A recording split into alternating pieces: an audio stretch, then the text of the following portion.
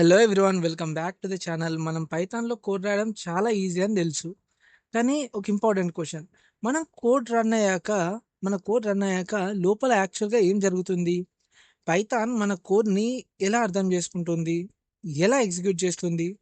చాలా మందికి కోడ్ రాయడం రాస్తారు. బట్ అవుట్‌పుట్ మాత్రం చూస్తారు, రైట్, కరెక్టే. కానీ ఇంటర్నల్‌గా ఏం జరుగుతుంది అనే ప్రాసెస్ మాత్రం క్లారిటీ ఉండదు. సో, మనం ఈ వీడియోలో పైథాన్ ఇంటర్నల్‌గా ఎలా వర్క్ అవుతుందో సింపుల్‌గా, క్లియర్‌గా అర్థం చేసుకుందాం.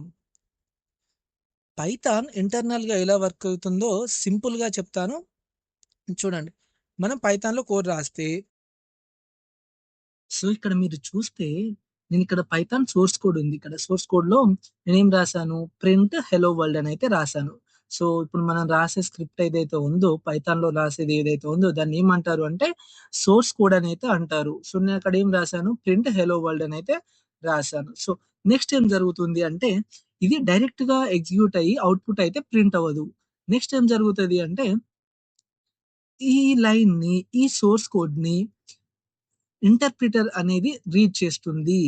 ఇంటర్ప్రిటర్ దాన్ని ఆ ప్రింట్ మనం రాసిన సోర్స్ కోడ్‌ని అయితే రీడ్ చేసి, ఆ ఇంటర్ప్రిటర్ ఏం చేస్తది అంటే దాన్ని బైట్ కోడ్‌కి అయితే కన్వర్ట్ చేస్తుంది.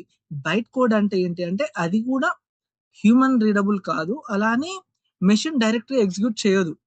సో, హ్యూమన్ రీడబుల్ కాదు. మెషిన్ కూడా డైరెక్ట్‌గా రీడ్ చేయలేదు. సో, అలాంటి ఒక కోడ్‌కి కన్వర్ట్ చేస్తుంది. దాన్ని ఇంటర్మీడియేట్ కోడ్ అంటారు. లేదా బైట్ కోడ్ అంటారు. సో, డాట్ పీవైసీ ఫైల్‌కైతే కన్వర్ట్ చేస్తుంది. ఓకే. ఈ డాట్ పీవైసీ ఫైల్‌ని మన పైథాన్‌లో ఉన్న పీవీఎం, పీవీఎం అయితే ఎగ్జిక్యూట్ చేస్తుంది. పీవీఎం అంటే Python virtual machine. So, PVM execute చేసి ఏం చేస్తది? ఈ బైట్ కోడ్‌ని మెషిన్‌కి అర్థమయ్యే విధంగా అదైతే మారుస్తది. సో, ఆ విధంగా మనం రాసిన కోడు మన కంప్యూటర్‌కైతే అర్థమవుతది. మన ఆపరేటింగ్ సిస్టమ్‌కైతే అర్థమవుతది. సో, అక్కడికి అయిపోయినాక ఏమైతది? అక్కడి నుండి అవుట్‌పుట్ అనైతే అవుట్‌పుట్ అక్కడి నుంచి అయితే జనరేట్ అయ్యి మళ్ళీ అవుట్‌పుట్ ఏమని వస్తది? మనం హెలో వరల్డ్ అని రాసాంగా. సో, అదే హలో వరల్డ్ ప్రింట్ అయితే అవుతది. సో, ఈ విధంగా పైథాన్ లోపల కోడ్ అయితే ఎగ్జిక్యూట్ అయితే అవుతది. సో, ఫస్ట్ సోర్స్ కోడ్ దాన్ని ఇంటర్ప్రిటర్ రీడ్ చేస్తది. రీడ్ చేసిన తర్వాత దాన్ని బైట్ కోడ్‌కి కన్వర్ట్ చేస్తది. బైట్ కోడ్ ఎగ్జి ఏ జేవీఎం ద్వారా పీవీఎం ద్వారా ఎగ్జిక్యూట్ అయ్యి అవుట్‌పుట్ అయితే వస్తది. సో, మస్ట్ అండ్ షూర్ గుర్తుపెట్టుకోండి, పైథాన్‌లో సెపరేట్ కంపైలర్ అయితే ఉండదు. ఇంటర్ప్రిటర్ బేస్డ్ ఎగ్జిక్యూషన్ అయితే జరుగుతది. బైట్ కోడ్ ఇంటర్నల్‌గా జనరేట్ అవుతది.